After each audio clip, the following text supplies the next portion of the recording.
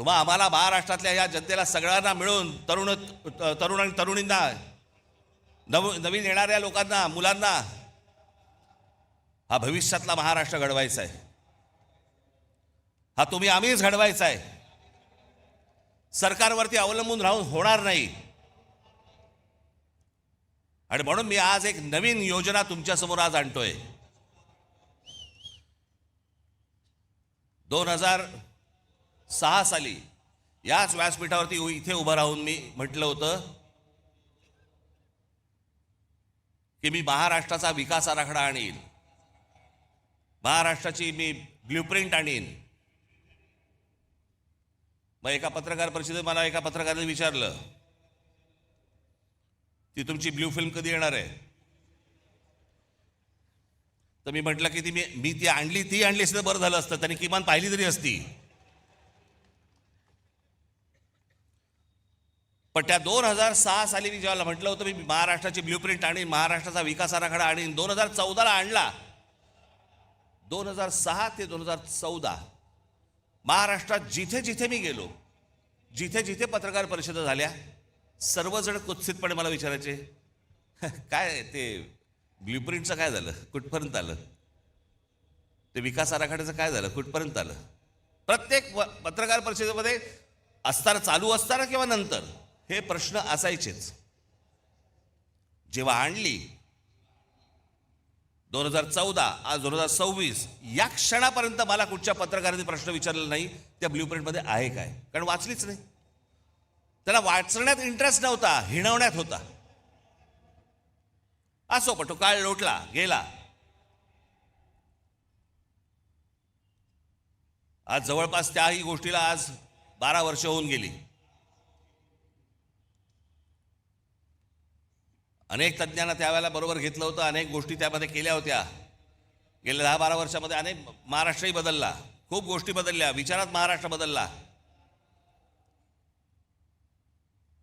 आणि म्हणून मला असं वाटलं की काय करावं, कारण मी अनेकदा वाचत असतो वर्तमानपत्रांमध्ये, काही लेख येतात वर्तमानपत्रांमध्ये, अनेक चांगल्या सूचना येतात, अनेक काही नवीन गोष्टी निर्माण करण्यासाठी ज्या गोष्टी येतात.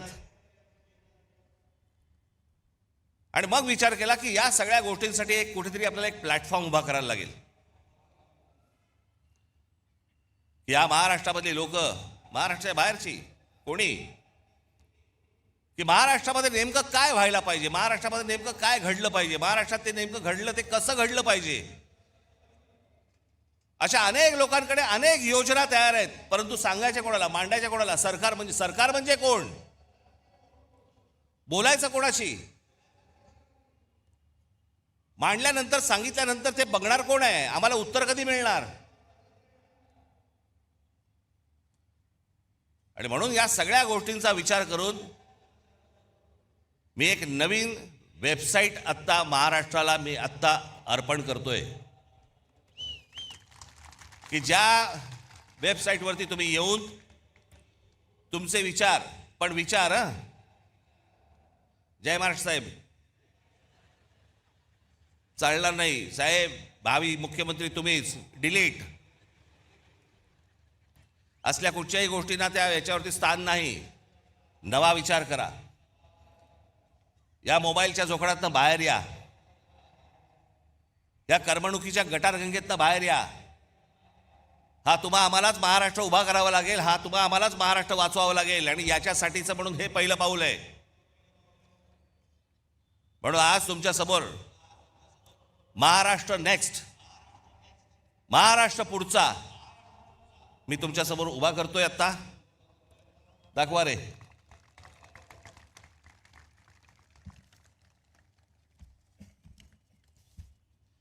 याच्यामध्ये हे सुरू झाल्यावरती तुम्हाला ऑप्शन्स आहेत, मराठी आणि इंग्रजी. त्याच्यामध्ये तुम्ही मराठीमध्ये गेलात की त्याच्या बाजूला एक ऑडिओ फिल्म आहे, ही वेबसाईट कशी वापरायची. त्याच्यामध्ये आपल्या कल्पना नोंदवण्यासाठी म्हणून मी काही खाली विषय दिलेले आहेत, 27 विषय आहेत. ते 27 विषय फक्त मी तुम्हाला वाचून दाखवतो, ज्याच्यामध्ये ज्या ज्या आपल्या स्वतःच्या कल्पना असतील, ज्या काही नवीन आपल्याला निर्माण करायचं असेल ते तुम्ही मांडू शकता. आपण म्हणजे आम्ही तुमच्यामधले आणि सरकारमधले फक्त वाहक असू आणि सरकारकडनं ही गोष्ट कशी करून घ्यायची जर ती योग्य असेल, कारण हे पहिलं जाणार हे तज्ज्ञांकडे, त्या तज्ज्ञांच्या कमिटीकडनं ज्यावेळेला ते मंजूर होणार त्याच्यानंतर हे सरकारकडे जाणार. त्याच्यामुळे ही 27 तुम्हाला इथे गोष्टी दिलेल्या आहेत. त्याच्यामध्ये शेती, रस्ते आणि पायाभूत सुविधा विकास, आरोग्य सेवा व सार्वजनिक आरोग्य व्यवस्था, जमीन, पायाभूत सुविधा, औद्योगिक वसाहती, व्यवसाय सुलभता, प्रादेशिक औद्योगिक संतुलन व सर्वसमावेशक, शालेय उच्च व तंत्र शिक्षण सुधारणा, आदिवासी विकास, सर्वसमावेशक आणि सशक्त महिला व बाल, रोजगार व रोजगार निर्मिती, आपत्ती व्यवस्थापन आणि आपत्तीपूर्व तयारी, क्षेत्रनिहाय औद्योगिक धोरण, गुंतवणूक प्रोत्साहन व थेट विदेशी गुंतवणूक, स्टार्टअप्स आणि भविष्यवेधी उद्योग, ग्रामीण अर्थव्यवस्था आणि ग्रामीण उद्योग विकास, शहरांचा शाश्वत विकास, क्रीडा व युवा विकास, मराठी भाषा संस्कृती ज्ञान परंपरेचा विकास, पारंपरिक आणि अपारंपरिक ऊर्जा, हवामान बदल, पर्यावरण आणि प्रदूषण, सूक्ष्म लघु व मध्यम उद्योग आणि विकास, औद्योगिक कायदे सुधारणा, शाश्वत हरित व पर्यावरणपूरक औद्योगिक विकास, सिंचन, जलव्यवस्थापन व जलसुरक्षा, समृद्ध स्वावलंबी आणि शाश्वत ग्रामविकास, पर्यटन विकास, कायदा आणि सुव्यवस्था. याच्यामध्ये तुम्ही आतमध्ये गेल्यानंतर आपली कल्पना इथे पुढे नोंदवायची तुम्हाला येईल. त्या प्रत्येक गोष्टीमध्ये 27 गोष्टीमध्ये त्याच्या उपशाखा आहेत. समजा तुम्ही रोजगार आणि रोजगार व रोजगार निर्मिती हा जर विषय घेतला तर त्याच्यामध्ये रोजगार विमुख, कौशल्य प्रशिक्षण, उद्योजकता वगैरे वगैरे असे बरेच विषय त्याच्यामध्ये आहेत. ते झाल्यानंतर पुढे जेव्हा तुम्ही जाल त्याच्यानंतर तुम्ही तुमची कल्पना त्याच्यावरती नोंदवायची आणि त्याच्या खाली गरज असल्यास तुम्हाला काही फाईल अपडेट करायची असेल, फोटो टाकायचा असेल त्याच्याबरोबर तुमच्या म्हणण्याला, तोही तुम्ही टाकू शकता.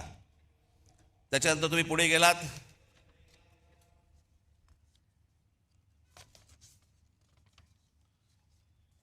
ती फाईल तुम्ही सबमिट केलीत की त्याच्यानंतर तुम्हाला मोबाईल नंबर येईल तुमचा, तो टाकायचा आहे. मोबाईल नंबर आल्यानंतर तुम्हाला एक OTP येईल तुमच्या मोबाईलवरती, तो भरायचा आहे. तो भरला